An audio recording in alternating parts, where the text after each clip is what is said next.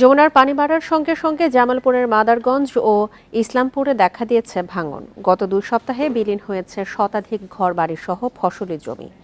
ভাঙন অব্যাহত থাকায় আতঙ্কে আছেন নদী তীরের বাসিন্দারা। পানি উন্নয়ন বোর্ডের একই আশ্বাস, ভাঙন রোধে ব্যবস্থা নেওয়া হবে।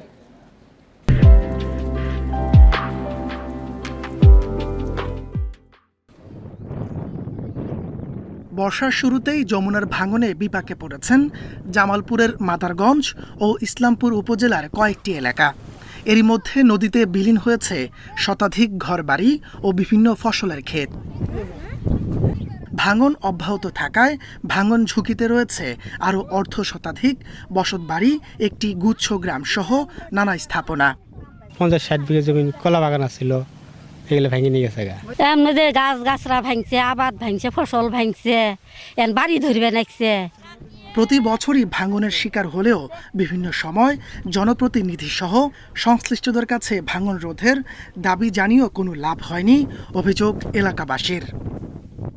এমপি মন্ত্রী আগে এলাকা আসে দেই যাওয়ারা, আমরা ওর পরে গেলাম, যাওয়ার পরে আমাদের খালি কাজের কথা কয়, আশা দিয়ে যাও। কিন্তু সবার কাছে আমার একটা দাবি এটাই যে নদীটা একটু শাসন করে দেন, নদী যাতে আমাদের না ভাঙে। পানি উন্নয়ন বোর্ড জানিয়েছে, ইসলামপুরের কাটমা এলাকায় ভাঙন রোধে চেষ্টা করা হচ্ছে।